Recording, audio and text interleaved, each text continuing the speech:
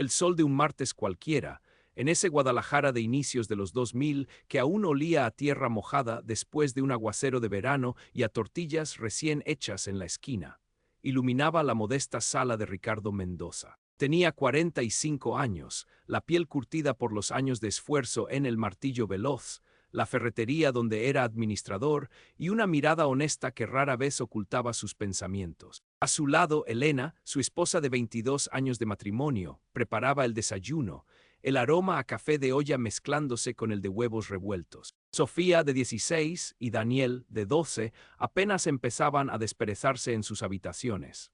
La vida de Ricardo era una rutina predecible y confortable, construida con el sudor de su frente sobre cimientos sólidos. Su familia, su trabajo y esa casa en la colonia Lomas de Tlaquepaque, herencia de sus padres, que era más que 4 paredes, era el ancla de su existencia, su pequeña parcela de paz en un mundo a veces caótico. La casa era sencilla, de esas que abundan en las colonias de clase media trabajadora. Fachada de ladrillo visto en la parte baja, pintura beige deslavada en la superior, un pequeño jardín con rosales y bugambilias que Elena cuidaba con esmero. El terreno, de 10 metros de frente por 20 de fondo, había sido la base de incontables recuerdos.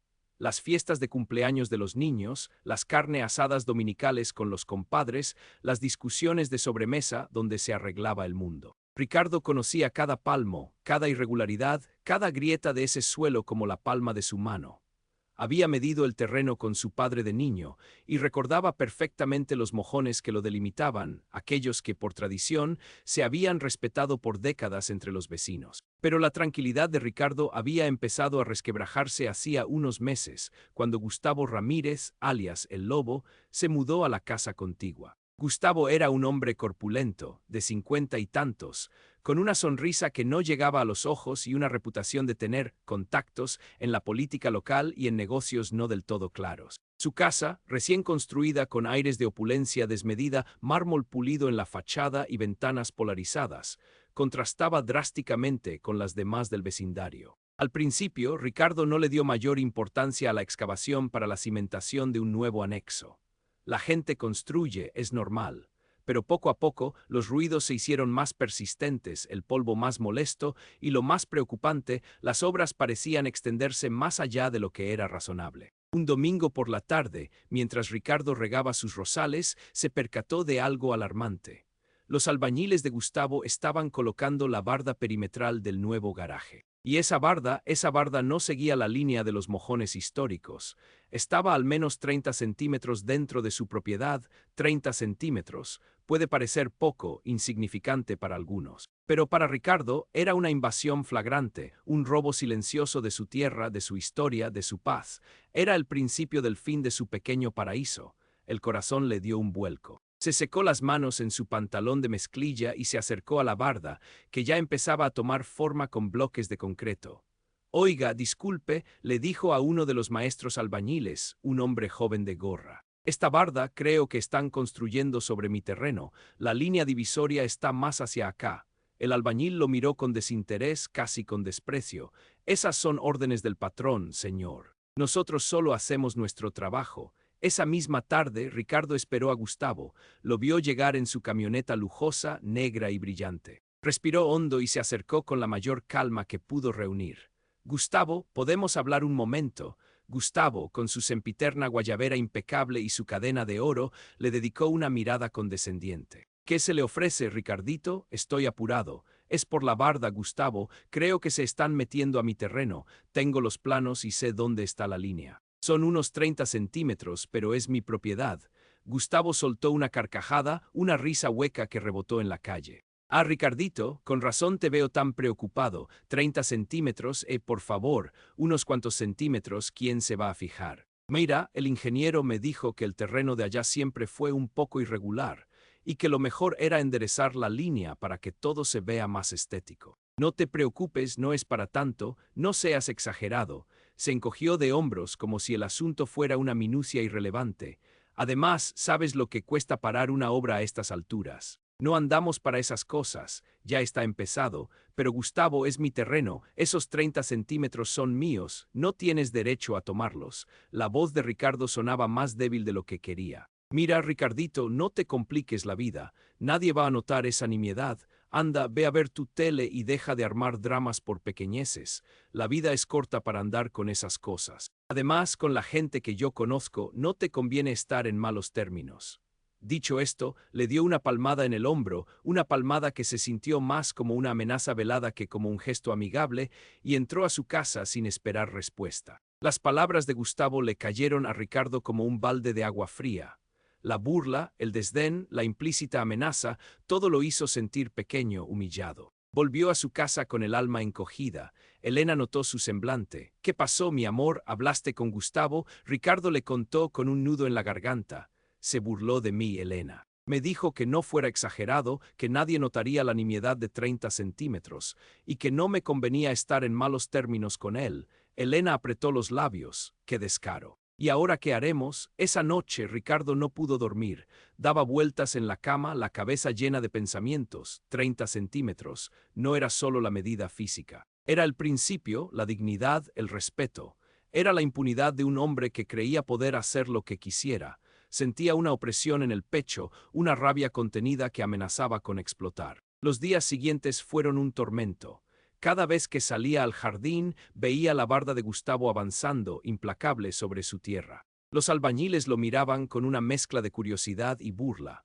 Una tarde escuchó a uno de ellos comentar: «El vecino está que trina, pero el patrón dijo que le vale». Ni modo, órdenes son órdenes. La humillación era pública, palpable. Los hijos notaron el cambio en el ambiente. Sofía, con la perspicacia de la adolescencia, preguntó: «Papá, ¿por qué ya no sales al jardín? Y siempre estás serio». Ricardo intentaba disimular, pero la tensión era evidente. La casa, que antes era un refugio, ahora se sentía como un campo de batalla silencioso. Incluso Elena, siempre fuerte, empezaba a mostrar signos de preocupación. «Ricardo, no podemos dejar que esto siga así. Si lo dejamos, mañana querrá la mitad del patio. Tenemos que hacer algo». Pero que Ricardo no era hombre de pleitos. Su vida se había basado en el trabajo honesto y el respeto a las reglas. Enfrentarse a alguien como Gustavo, que parecía moverse en un mundo de sombras y donde las reglas se doblaban a su antojo, le parecía una tarea titánica. Sin embargo, la voz de Elena, la mirada de sus hijos y sobre todo la sensación de que su dignidad estaba siendo pisoteada lo impulsaron a actuar. No quería una confrontación violenta. No quería bajar al nivel de Gustavo. Ricardo era un hombre de leyes, de orden. Decidió que la única forma de combatir la impunidad era con la legalidad. Su primer paso fue visitar al licenciado Morales, un viejo amigo de su padre, un abogado con fama de honesto y meticuloso, que tenía su despacho en el centro de Guadalajara, cerca de la glorieta de los Niños Héroes. El despacho del licenciado Morales era un lugar atemporal, con estantes repletos de volúmenes polvorientos de leyes y códigos, un escritorio de madera maciza y un aire impregnado de papel viejo y café. Ricardo le expuso su caso, mostrando sus escrituras, los planos originales de su terreno y fotos de la construcción de Gustavo invadiendo su propiedad. El licenciado escuchaba con atención, asintiendo de vez en cuando, sus ojos serios detrás de unas gafas de montura fina. «Ricardo, lo que este señor está haciendo es una invasión de propiedad, un despojo de facto. Es ilegal, sin más. No importa si son 30 centímetros o 3 metros, es tu terreno y la ley te ampara». Esas palabras fueron un bálsamo para el alma de Ricardo. «¿Y qué podemos hacer, licenciado?» «Primero, debemos hacer una denuncia formal ante el Departamento de Desarrollo Urbano del Ayuntamiento de Tlaquepaque. Ellos verificarán los planos, la zonificación y, sobre todo, la legalidad de la construcción. Si no tiene permisos o si se excede de los límites, deben ordenar la suspensión de la obra y, si es necesario, la demolición de la parte invadida. Paralelo a eso, podríamos presentar una demanda civil de acción reivindicatoria para recuperar la posesión de tu terreno». Ricardo sentía un rayo de esperanza. «¿Y si Gustavo tiene contactos, como dice?» El licenciado Morales sonrió con una mueca. «Mira, Ricardo, los contactos a veces ayudan a aligerar trámites, pero rara vez pueden anular una ley fundamental como el derecho a la propiedad. Sobre todo si la evidencia es tan clara como la que tienes. La burocracia puede ser lenta y frustrante, pero si somos persistentes y documentamos todo, al final la ley prevalece». Ricardo siguió al pie de la letra las instrucciones del licenciado. La primera llamada fue, metafóricamente, la visita al Departamento de Desarrollo Urbano. Con la ayuda del abogado presentó una queja formal, adjuntando copias de sus escrituras, los planos catastrales y las fotografías que había tomado meticulosamente, con fechas y referencias visuales claras. El proceso, como había advertido el licenciado, fue exasperantemente lento. Pasaron semanas. Semanas en las que la barda de Gustavo crecía, día a día, como una herida abierta en el alma de Ricardo. Los ruidos de la construcción seguían, y Gustavo, al ver que Ricardo no había desistido en su queja verbal, lo ignoraba por completo, incluso con una sonrisa de suficiencia cuando se cruzaban. La primera respuesta del ayuntamiento llegó en forma de un inspector. El joven, con su uniforme y su gafete, llegó una mañana y midió con su flexómetro, comparando con los planos. Gustavo, que lo vio desde su ventana, salió a recibirlo con una cordialidad fingida, intentando desviar su atención. Pero el inspector, quizás más honesto de lo que Gustavo esperaba, hizo su trabajo. Al final se limitó a decir: «Señor Ramírez, hay una irregularidad. El señor Mendoza ha presentado pruebas convincentes de invasión. Emitiremos una notificación de suspensión de obra y una multa por no respetar los límites de propiedad». Gustavo palideció. «¿Pero qué dice? Es un error, yo tengo mis permisos». El inspector se encogió de hombros. «Presente sus documentos en la oficina, señor. Mientras tanto, la obra debe detenerse». Y así, una mañana, unos días después de la visita del inspector, los ruidos cesaron. Los albañiles recogieron sus herramientas y se fueron. Gustavo, furioso, salió a su jardín y le gritó a Ricardo por encima de la barda: «Esto no se va a quedar así, Ricardo, me vas a conocer, vas a arrepentirte de esto». Ricardo, de pie en su jardín, se limitó a mirarlo, con una calma que no había sentido en meses. «Solo estoy pidiendo lo que es mío, Gustavo, la ley me ampara». Pero la suspensión de obra no fue el final, sino el inicio de una guerra de nervios. Gustavo utilizó sus contactos. La notificación de la multa se retrasó, la orden de demolición parecía estancarse en algún escritorio burocrático. Ricardo y el licenciado Morales tuvieron que hacer visitas constantes al ayuntamiento, insistir, presentar escritos, hablar con directores y secretarios. Cada visita era un nuevo obstáculo, una nueva excusa. «El expediente está en revisión, falta un sello, el responsable está de vacaciones». La frustración era inmensa. Ricardo sentía que el sistema quería agotarlo, hacerlo desistir. Hubo momentos de flaqueza. «Y si mejor nos olvidamos, Ricardo, quizás no vale la pena tanto desgaste», sugirió Elena una noche al verlo tan cansado. Pero Ricardo recordaba la burla de Gustavo, la sensación de impotencia, y renovaba sus fuerzas. «No, Elena, esto no es solo por los 30 centímetros. Es por el respeto, por lo que es justo. Si me rindo ahora, Gustavo habrá ganado y mañana será otro y después otro. No puedo permitirlo». La verdadera llamada decisiva, aquella que lo cambió todo, llegó varios meses después, cuando el licenciado Morales, harto de la inacción del ayuntamiento, decidió escalar el caso. «Ricardo, es hora de ir a los juzgados. Presentaremos la demanda civil para la reivindicación de tu propiedad y además una denuncia por despojo. Ya no podemos esperar a la burocracia municipal. Esta acción legal, mucho más seria y con plazos judiciales que las autoridades municipales no podían ignorar indefinidamente, fue la estocada final. La demanda fue presentada en el Juzgado Civil de Tlaquepaque. Gustavo fue notificado formalmente. Al principio, siguió con su actitud desafiante, creyendo que podría intimidar a Ricardo o al mismo juez. Contrató a sus propios abogados, pero estos se encontraron con la sólida documentación de Ricardo y la impecable argumentación del licenciado Morales. El juicio fue un proceso lento, lleno de tecnicismos y audiencias. Ricardo tuvo que presentarse a declarar, enfrentar la mirada desafiante de Gustavo, pero se mantuvo firme. Las pruebas eran contundentes. Las escrituras de Ricardo eran más antiguas y claras, los peritajes topográficos confirmaron la invasión y las fotos del avance de la obra eran irrefutables. Los argumentos de Gustavo, basados en supuestas tolerancias de los vecinos anteriores o en errores catastrales, se desmoronaron bajo el peso de la evidencia. Finalmente, el veredicto llegó. La sentencia fue inapelable. El juez falló a favor de Ricardo Mendoza.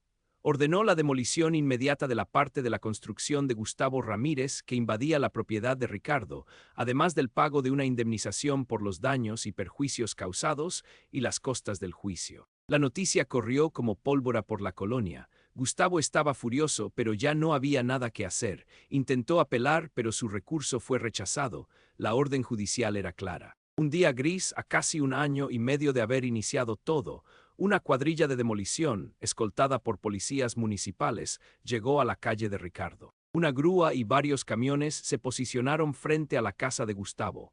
La gente del vecindario salió a sus puertas, a sus ventanas, para ser testigos del evento. La imagen de la pala mecánica rompiendo los flamantes bloques de concreto, desmoronando el garaje que Gustavo había construido con tanta arrogancia, era un espectáculo de justicia silenciosa. Cada golpe de la máquina era un eco de la humillación que Ricardo había sentido, de las noches sin dormir, de la lucha incansable. Gustavo, pálido y con el rostro contraído por la ira y la vergüenza, observaba desde su ventana. Su reputación de intocable se desmoronaba junto con su pared. Ya no era el lobo imponente, sino un hombre derrotado, expuesto públicamente. Los vecinos, que antes temían a Gustavo, ahora lo miraban con una mezcla de lástima y satisfacción contenida. Para Ricardo, la demolición no fue un acto de venganza, sino la restauración de la justicia. Su terreno fue restituido, limpio de la invasión. La paz regresó a su hogar. Elena lo abrazó ese día con lágrimas en los ojos. «Lo lograste, mi amor. Siempre supe que podías». Meses después, Gustavo vendió su casa a un precio mucho menor del que esperaba y se mudó. Nadie en el vecindario lo lamentó. Ricardo y su familia recuperaron su jardín, su tranquilidad y la certeza de que, incluso ante el abuso de poder y la arrogancia, la perseverancia, la verdad y la ley siempre pueden prevalecer. Los 30 centímetros recuperados no eran solo tierra, eran un símbolo de la dignidad recuperada, un testimonio silencioso de que una sola llamada, una sola acción legal decidida, puede cambiarlo todo. Y en el corazón de Ricardo, el sol volvió a brillar, tan cálido y reconfortante como el de cualquier martes en su Guadalajara natal.